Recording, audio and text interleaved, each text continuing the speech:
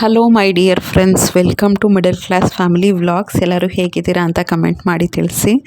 ಇವತ್ತಿನ ವ್ಲಾಗಲ್ಲಿ ಸುಮಾರು ಜನ ತುಂಬ ದಿನದಿಂದ ಕೇಳ್ತಾರಂಥ ಮೋಸ್ಟ್ ರಿಕ್ವೆಸ್ಟೆಡ್ ವ್ಲಾಗ್ ಮತ್ತು ನನಗೆ ಪರ್ಸ್ನಲಿ ತುಂಬ ಇಷ್ಟ ಆಗಿ ತುಂಬ ಕನೆಕ್ಟ್ ಆಗುವಂಥ ವ್ಲಾಗ್ನ ಮಾಡ್ತಾಯಿದ್ದೀನಿ. ಏನು ಅಂದರೆ ನನ್ನ ಎಜುಕೇಷ್ನಲ್ ಜರ್ನಿ ಬಗ್ಗೆ.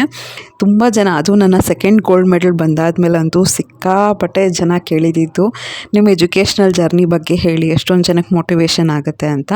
ಸೊ ನಾನು ತುಂಬ ದಿನದಿಂದ ಅನ್ಕೋತಾ ಇದ್ದೆ ಮಾಡಬೇಕು ಅಂತ.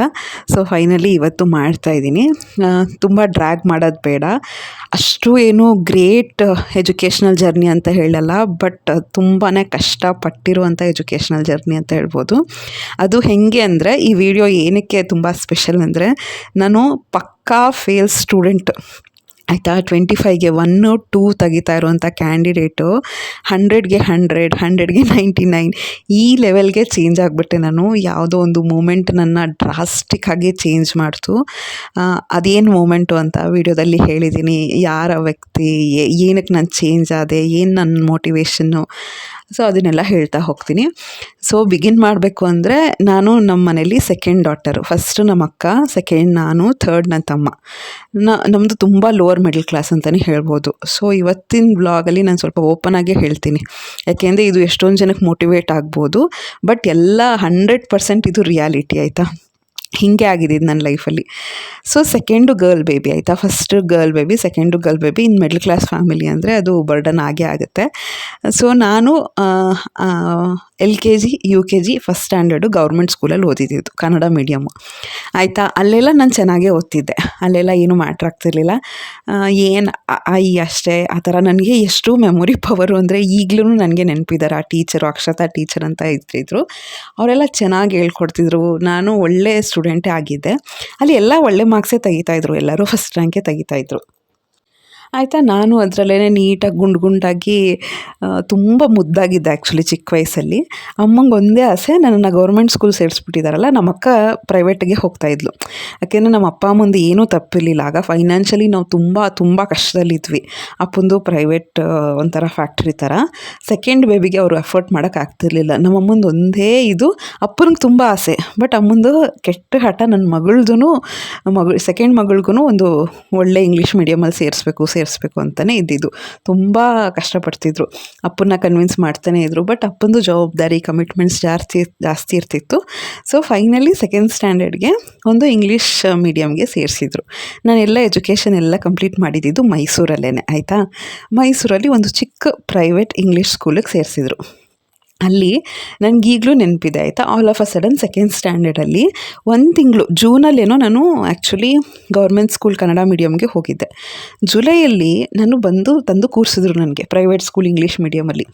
ಒಂದು ಅಕ್ಷರ ಅರ್ಥ ಆಗ್ತಿರ್ಲಿಲ್ಲ ನನಗೆ ಎಷ್ಟು ಇನ್ಫೀರಿಯಾರಿಟಿ ಕಾಂಪ್ಲೆಕ್ಸ್ ಅಂದರೆ, ಇಂಗ್ಲೀಷ್ ಏನೂ ಅರ್ಥ ಆಗ್ತಿರ್ಲಿಲ್ಲ, ಜಸ್ಟ್ ABCD ನನಗೆ ಸರಿಯಾಗಿ ಬರ್ತಿರ್ಲಿಲ್ಲ. ಅಲ್ಲಿ ನನಗೀಗಲೂ ನೆನಪಿದೆ, who is the father of Gandhiji ಅಂತ ಇತ್ತು ಆಯಿತಾ. ಅದೆಲ್ಲ ಕ್ವೆಶನ್ಸ್ ಹೇಳ್ತಾಯಿದ್ರು. ಸುಮನ್ ಮಿಸ್ ಅಂತ ಇದ್ದರು. ನನಗೆ ಪ್ರತಿಯೊಂದೂ ಅಷ್ಟೇ, ಈಗಲೂ ಅಷ್ಟು ನೆನಪು ನನಗೆ. ನಮ್ಮ ಹಸ್ಬೆಂಡ್ ಅದೇ ಹೇಳ್ತಿರ್ತಾರೆ, ನನಗೇನೂ ನೆನಪಿರಲ್ಲ, ನಿಂಗೆ ಎಷ್ಟು ನನಗೆ ಆ ಥರನೇ ಸಿಕ್ಕಾಪಟ್ಟೆ ನೆನಪು ನನಗೆ ಆಯಿತಾ. ಆ ಕ್ವೆಶನ್ ನನಗೇನು ಅಂತಲೇ ಅರ್ಥ ಆಗ್ತಿರ್ಲಿಲ್ಲ. ಅದು ನಾನು ಎಷ್ಟು ಹತ್ತಿದ್ದೀನಿ ಅಂದರೆ, ಸ್ಕೂಲಲ್ಲಿ ಹತ್ತಿದ್ದೀನಿ. ಆಮೇಲೆ ಆ ಮ್ಯಾಮ್ಗೆ ಅವ್ರಿಗೆ ಗೊತ್ತಿರಲಿಲ್ಲ ನಾನು ಕನ್ನಡ ಮೀಡಿಯಮಿಂದ ಬಂದಿದ್ದು ಅಂತ. ತುಂಬ ಏನೋ ಬೈತಿದ್ರು, ನನಗೇನು ಅಂತಲೇ ಅರ್ಥ ಆಗ್ತಿರ್ಲಿಲ್ಲ. ಮನೆಗೆ ಬಂದು ಹೇಳೋಕ್ಕೂ ಆಗ್ತಿಲ್ಲ. ಮನೇಲಿ ಒಂಥರ ಇದು, ನಂಗೆ ಚಿಕ್ಕ ವಯಸ್ಸಿಂದನೇ ಒಂಥರ ಮೆಚುರಿಟಿ. ಬರೀ ಕಷ್ಟಗಳನ್ನ ನೋಡಿ ಒಂಥರ, ಅಯ್ಯೋ ಅಪ್ಪ ಅಮ್ಮಂಗೇನು ಹೇಳ್ಕೊಬಾರ್ದು ಅಂತ ನಾನೇ ಹೆಂಗೋ ಕೋಪ ಮಾಡ್ಕೋತಿದ್ದೆ. ಬಟ್ ಅದು ಹೆಂಗೆ ಅಂದರೆ, ಎಷ್ಟು ಡಲ್ ಸ್ಟೂಡೆಂಟು ಅಂದರೆ 25ಗೆ 0 25ಗೆ 1. ಯಾಕೆಂದರೆ ನನಗೇನು ಅರ್ಥನೇ ಆಗ್ತಿರ್ಲಿಲ್ಲ. ಇಂಗ್ಲೀಷು, ಸೈನ್ಸು, ಮ್ಯಾಥ್ಸು ಎಲ್ಲ ಇಂಗ್ಲೀಷಲ್ಲೇ ಇರ್ತಾಯಿತ್ತು. ನನಗೇನು ಅರ್ಥನೇ ಆಗ್ತಿರ್ಲಿಲ್ಲ. ಅದು ಹೇಗೆ ಅಂದರೆ, ಲಾಸ್ಟ್ ಬೆಂಚಲ್ಲಿ ಕೂತ್ಕೊಂಡು ತಿಂಡಿ ತಿನ್ನೋದು, ತಿಂಡಿ ಪೋತಿ ಜಾಸ್ತಿ ನಾನು ಆಯಿತಾ. ಅಮ್ಮ ಏನು ಬಾಕ್ಸ್ ಕೊಟ್ಟಿರ್ತಾರೆ ಅದನ್ನು ಕೂತ್ಕೊಂಡು ತಿನ್ನೋದು, ಆ ಥರ ಇಲ್ಲ. ಎಷ್ಟು ಫೇಲ್ ಸ್ಟೂಡೆಂಟು ಅಂದರೆ, ತುಂಬ ಡಲ್ ಸ್ಟೂಡೆಂಟು. ನೀವು ಇಮ್ಯಾಜಿನೂ ಮಾಡ್ಕೊಳಕ್ಕಾಗಲ್ಲ. ಒಂದು ನೋಟ್ಸ್ ಕಂಪ್ಲೀಟ್ ಮಾಡ್ತಿರ್ಲಿಲ್ಲ, ಏನೂ ಬರಿತಾ ಇರಲಿಲ್ಲ. ಎಕ್ಸಾಮ್ ಟೈಮಲ್ಲಿ ನಮ್ಮಮ್ಮ, ಅಕ್ಕಪಕ್ಕದ ಮನೆಯವರೆಲ್ಲ ನನ್ನ ಸ್ಕೂಲ್ ಕ್ಲಾಸ್ಮೇಟ್ಸು, ಅವ್ರ ಹತ್ರ ಬಂದು ನೋಟ್ಸ್ ಎಲ್ಲ ತೊಗೊಬಂದು ಅವ್ರು ಬರ್ಕೊಟ್ಟು, ಅವ್ರು ಹೇಳ್ಕೊಟ್ಟು, ಅಷ್ಟು ಅಷ್ಟು ಖರಾಬ್ ಸ್ಟೂಡೆಂಟ್ ನಾನು, ಆಯಿತಾ. 6th ಸ್ಟ್ಯಾಂಡರ್ಡ್ವರೆಗೂ ಇದೇ ಥರ ಆಗೋಯಿತು. ನನಗೇನು ಅರ್ಥನೇ ಆಗ್ತಿರ್ಲಿಲ್ಲ, ನಾನು ಡಲ್ಲು, ನಂದು ಹಿಂಗೆ ಆಗೋಗಿತ್ತು. ಸುಮ್ಮನೆ ಆಗೆಲ್ಲ ಫೇಲ್ ಮಾಡ್ತಿರ್ಲಿಲ್ವಲ್ಲ, ಎಲ್ಲರನ್ನೂ ಪಾಸ್ ಮಾಡಿ ಕಳಿಸ್ತಾಯಿದ್ರು. ಅದೇ ಥರ ನನ್ನೂ ಪಾಸ್ ಮಾಡಿ ಕಳಿಸ್ತಾಯಿದ್ರು. ನೀವು ನಂಬಲ್ಲ ಆಯಿತಾ, ನನಗೆ ಕೆರಿಯರ್ ಅಂದರೆ ವರ್ಡ್ ಮೀನಿಂಗ್ ಗೊತ್ತಿರಲಿಲ್ಲ. Right A note about your career plans ಅಂತ ಬರ್ತಿದ್ರೆ, ನಾನು ನಿಜ ನೀವು ನಕ್ಕರೆ ಬಿಟ್ಟರೆ ಬಿಡಿ, ಕ್ಯಾರಿಯರ್ ಬಗ್ಗೆ ಬರೆದಿದ್ದೆ. ನಮ್ಮಮ್ಮ ಈ ಥರ ಕ್ಯಾರಿಯರ್ ತರ್ತಾರೆ ಆ ಥರ ಎಲ್ಲ ಬರ್ತಿದ್ದೆ. ಅಷ್ಟು ದಡ್ಡಿ ನಾನು, ಆಯಿತಾ. ನನಗೇನು ಅಂತಲೂ ಗೊತ್ತಿರಲಿಲ್ಲ. ಈಗೆಲ್ಲ ನೆನೆಸ್ಕೊಂಡ್ರೆ ಅಳುನೂ ಬರುತ್ತೆ, ನಗು ಬರುತ್ತೆ, ಅಷ್ಟು ಪೆದ್ದಿಯಾಗಿದ್ನಲ್ಲ ನಾನು ಅಂತ. ನೆಕ್ಸ್ಟ್ ಆಯಿತಾ, ಅದೇ ಸ್ಕೂಲಲ್ಲಿ 7th ಸ್ಟ್ಯಾಂಡರ್ಡ್ಗೆ ಏನು ಅಂದರೆ ನನ್ನ ಟರ್ನಿಂಗ್ ಪಾಯಿಂಟ್. ಈಗಲೂ ಗೂಸ್ ಬಂಪ್ಸ್ ಬರುತ್ತೆ ನನಗೆ ಹೇಳಬೇಕಾದ್ರೆ. ಅದೇ ಸ್ಕೂಲು ಆಯಿತಾ, ಇನ್ನೊಂದು ಬಿಲ್ಡಿಂಗ್ ಇರ್ತಿತ್ತು. 7th ಸ್ಟ್ಯಾಂಡರ್ಡ್ ಅಂದರೆ ನಮಗೆ ಬೋರ್ಡ್ ಎಕ್ಸಾಮ್, ಆಯಿತಾ. ಅಲ್ಲಿ special coaching 7th 8th 9th 10th ಇನ್ನೊಂದು ಬಿಲ್ಡಿಂಗಲ್ಲಿ ಇರ್ತಿತ್ತು ನಮಗೆ. 6thವರೆಗೂ ಒಂದು ಬಿಲ್ಡಿಂಗು, 7th ಇನ್ನೊಂದು ಬಿಲ್ಡಿಂಗ್. ಅಲ್ಲಿಗೆ ಹೋದೆ. First 3 months normal dull student, ಆಯಿತಾ.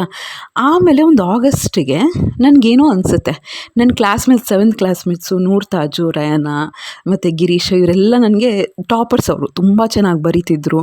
ಆಮೇಲೆ ರಂಜಾನ ಅಂತ ಇದ್ದರು ಒಬ್ಬರು, ಆಯಿತಾ. ಇವರೆಲ್ಲ ಇದ್ದರು, ಅವರೆಲ್ಲ ತುಂಬ ಚೆನ್ನಾಗಿ ಹ್ಯಾಂಡ್ ರೈಟಿಂಗ್ ಇತ್ತು. ನಂದಂತೂ ಹ್ಯಾಂಡ್ ರೈಟಿಂಗ್ ಎಷ್ಟು ಖರಾಬಾಗಿರ್ತಿತ್ತು ಅಂದರೆ, ಒಂದು ಸ್ಪೆಲ್ಲಿಂಗ್ ಬರ್ತಿರ್ಲಿಲ್ಲ, ಒಂದು ಲೆಜಿಬಿಲಿಟಿ ಇಲ್ಲ, ಏನೂ ಇರಲಿಲ್ಲ, ಆಯಿತಾ.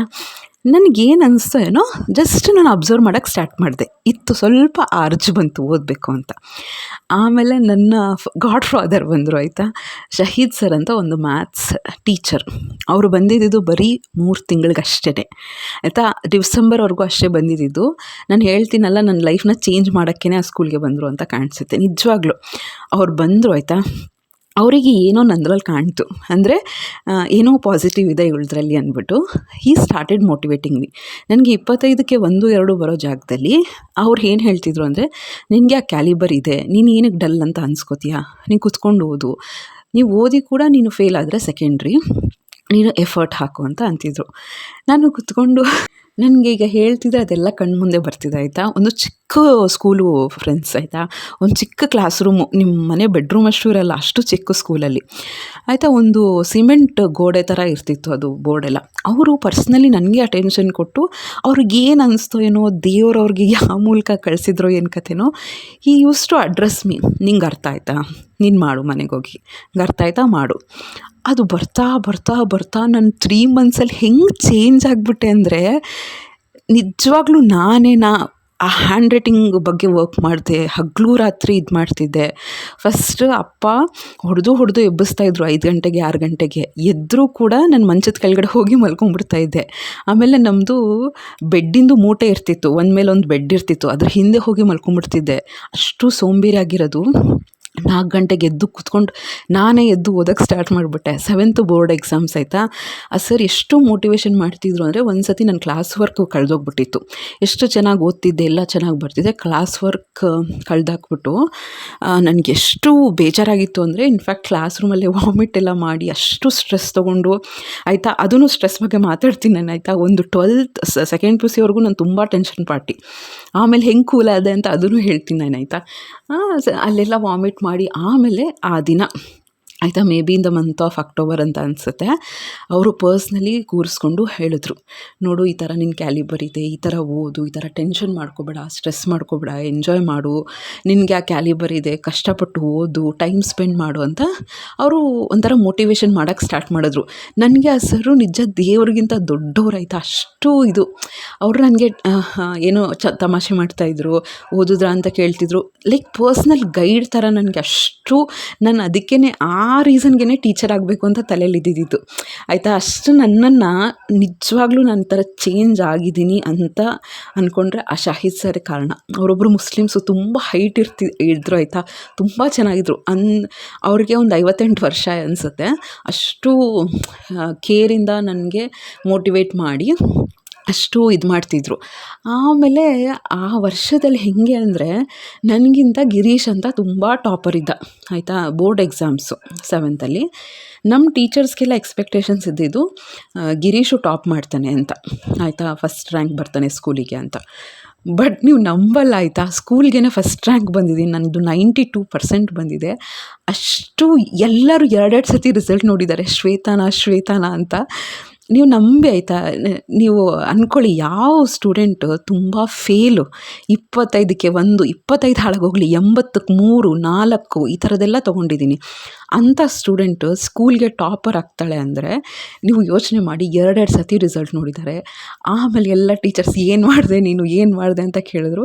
ಬಟ್ ನನಗೊಂದೇ ಆನ್ಸರ್ ಇದ್ದಿದ್ದು, ನಾನು ಅಲ್ಲೂ ಏನೂ ಡಿಸ್ಕಸ್ ಮಾಡೋಕ್ಕೆ ಹೋಗಿಲ್ಲ. ಆ ಸರ್ರಿಗೆ ನಾನು ಎಷ್ಟು ಕೈ ಮುಗಿದ್ರು ಸಾರದು, ಅಷ್ಟು ಚೆನ್ನಾಗಿ ಓದೋಕ್ಕೆ ಸ್ಟಾರ್ಟ್ ಮಾಡಿದೆ. ಆಮೇಲೆ 8th 9th ನಾರ್ಮಲ್ ಓದ್ತಾ ಇದ್ದೆ ಆಯಿತಾ. ಸ್ಕೂಲ್ ಎಕ್ಸಾಮ್, ಬಟ್ ಏನು ಟಾಪರ್ಗಿಂತ ಏನು ಕಡಿಮೆ ಬರ್ತಿರ್ಲಿಲ್ಲ. ಫಸ್ಟ್ 3 ರ್ಯಾಂಕ್ಸಲ್ಲಿ ಇರ್ತಿದ್ದೆ. ಮತ್ತು 10th ಏನು ಅಂದರೆ ಅಪ್ಪ ದೇವರೇ, ನನ್ನಂತೂ ಸೈಕೋ ಮೋಡ್, ಅಷ್ಟು ಓದ್ತಿದ್ದೆ ನಾನು. ಓದು ಅದ್ರ ಜೊತೆಗೆ ಟೆನ್ಷನ್.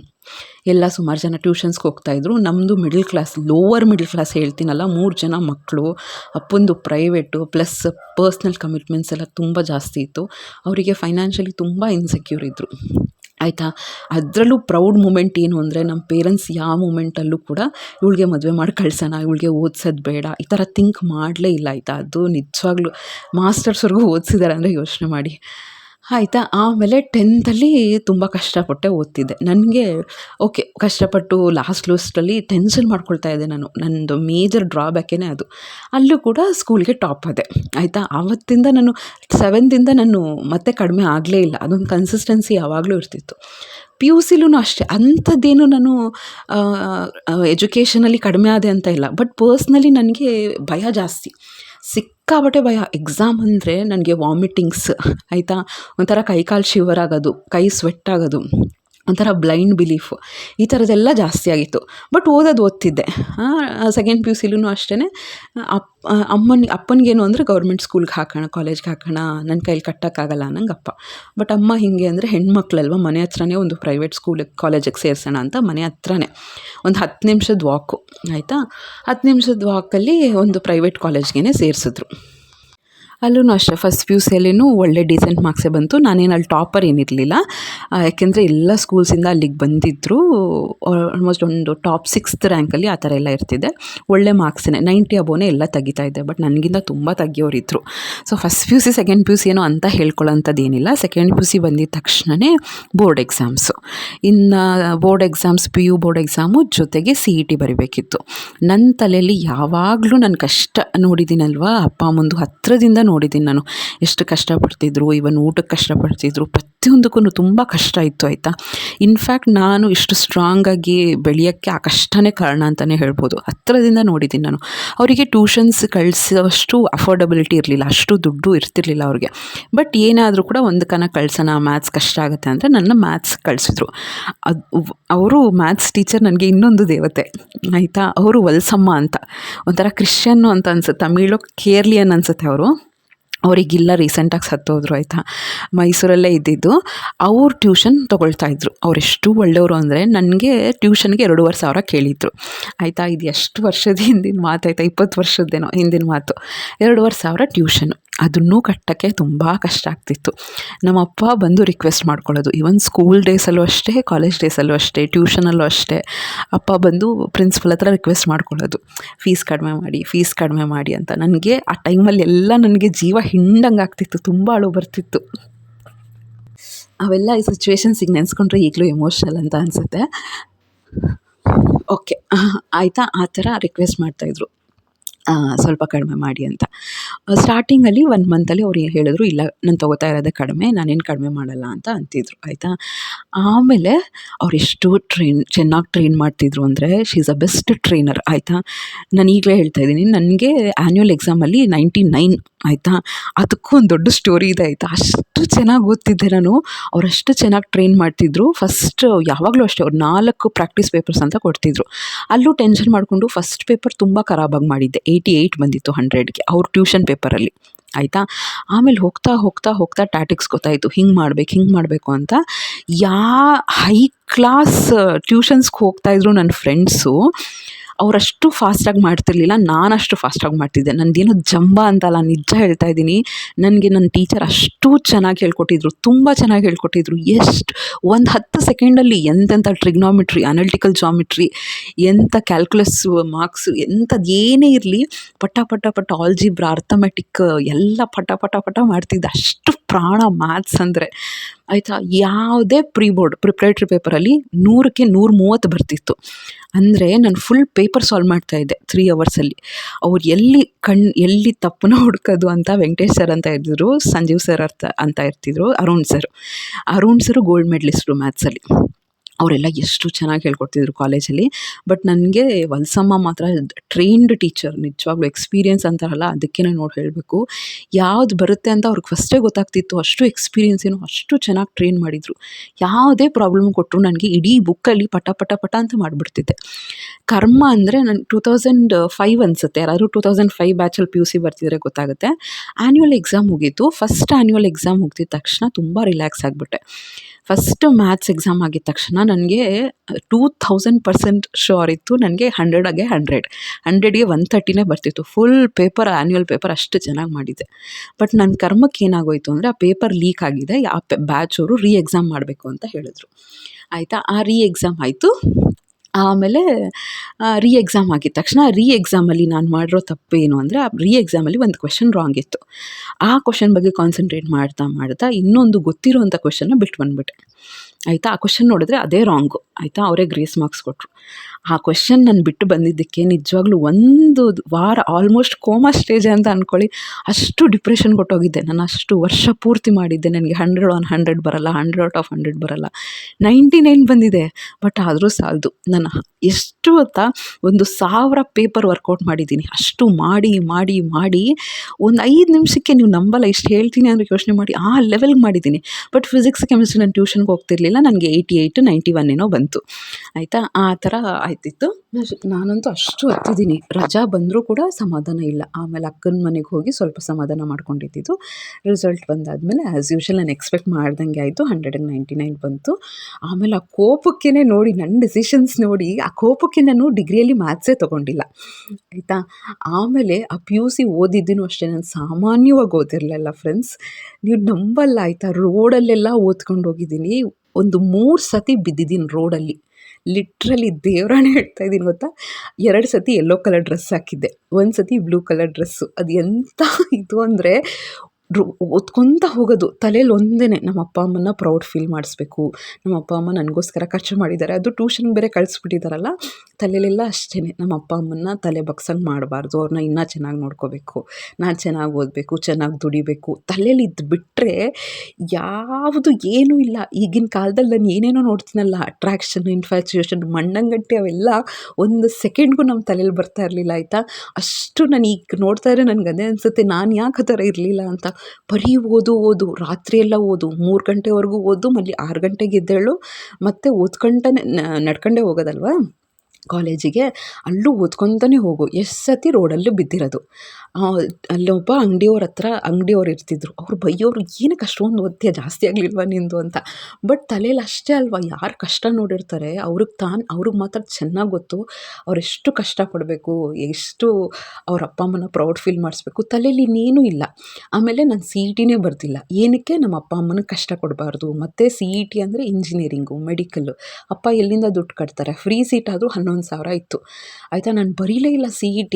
CET ಬರೆದ್ರು ನಾನು ಒಳ್ಳೆ ರ್ಯಾಂಕಿಂಗ್ ಬರ್ತಿತ್ತು ಫ್ರೆಂಡ್ಸ್. ನಾನು ಆ ಲೆವೆಲ್ಗೆ ಓದಿದ್ದೆ, ಒಳ್ಳೆ ರ್ಯಾಂಕಿಂಗೇ ಬರ್ತಿತ್ತು.